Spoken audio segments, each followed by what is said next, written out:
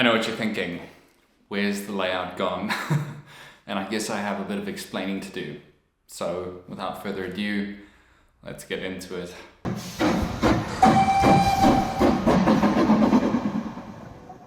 Hey guys, welcome back to Proper Chuffed. My name's Hilton and I have absolutely no idea what I'm doing. That really applies right now. So I guess you're wondering why I'm sitting here as opposed to behind my desk. And it really is just to show you that my layout is gone. Gone where, you may ask? Not too far away, it's actually in the garage now, but there's a reason why I've decided to make this huge change to everything. After many months of toiling away at Dunroman, my first model railway layout, I hit a wall about 2 or 3 weeks ago and it really frustrated me. I realized that the layout that I had constructed really wasn't suited to this room. As you can see, the room is fairly rectangular. The way the layout is built is essentially one long, smaller rectangle within the space. And it really made navigating around the layout a super difficult and arduous task. And it was really frustrating to me. The Dunroman, as you know it, is going. That entire layout will be slowly deconstructed over the next couple of weeks. It's actually been very frustrating to me in the last week to come to this realization that I actually don't want this layout anymore. And I've spoken to a few people about it, and the reality is, if you're not enjoying it, why keep it? I realized I was finding myself enjoying the process of filming less and less, moving around this rather big and bulky layout, and it just wasn't working well enough for me. So this isn't the end of Dunroman as we know it. I will be rebuilding the entire layout once again into something a little bit more fit for purpose. Recently on one of my videos, somebody commented that my angles for filming are fantastic. And I really do appreciate that, but I can't tell you how difficult it is to get those angles. And as somebody who's not just building a railway for themselves, but for, I guess, the larger internet, it's pretty important for me to be able to enjoy that process of filming and recording and getting different angles and finding different things to look at, unique new perspectives. And that layout, as it was, just wasn't working. And it's kind of annoying because we were basically right at the end of it in many regards. And I know many people say a model railway is never finished, but in my mind, it was basically nearly complete. That was my first layout and I built it in, I think, about 6 months or so. And it was a fairly quick process once I had got the tracks down. The scenic stuff I really enjoyed and I was able to sort of power through in many ways, just because I was enjoying it so much.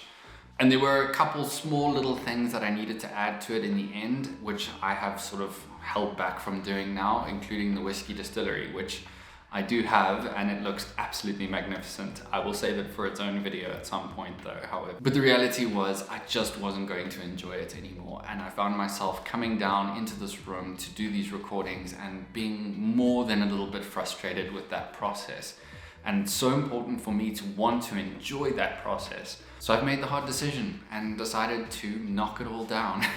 I will be salvaging as much as I can from the original layout, including, yard lights, point work, trees, small scenics, all that sort of stuff will come off the original Dunroman, but go on to the new one.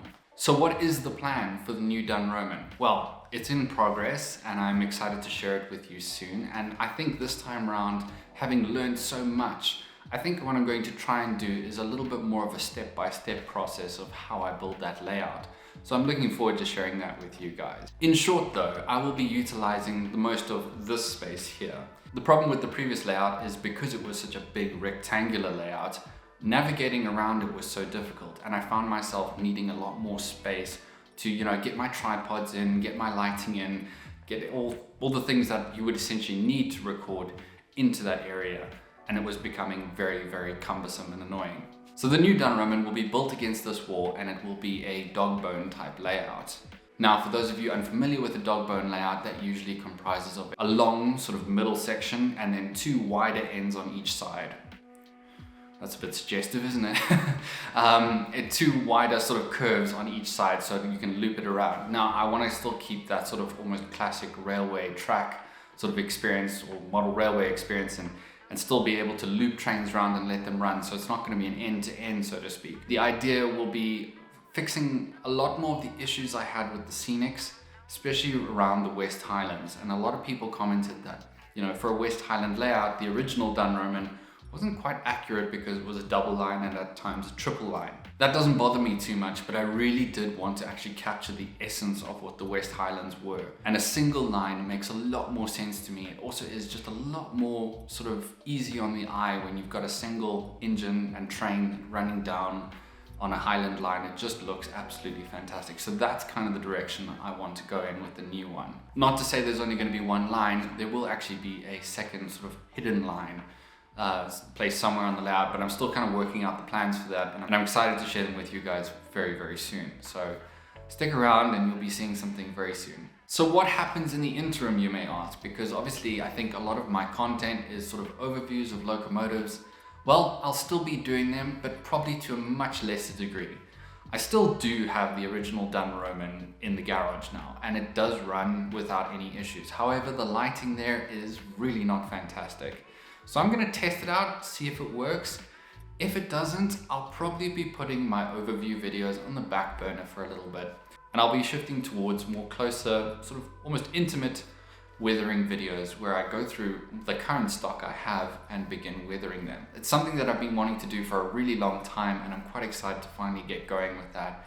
And it serves as a nice sort of like break in the content for a little while. So if you enjoy that sort of stuff, please do stick around because I'm excited to sort of share that with you and my learnings along the way. Weathering is something I've got a little bit more experience with just from my sort of history with model aircraft, but obviously model railways is a completely different thing. So it's going to be a really exciting and new challenge for me. So I hope you guys join me for those videos too. I also have some really, really exciting news, and that is that Annie and I are heading off to the UK for about a month in August. Now, no trip to the UK would be complete without a visit to a heritage railway or two.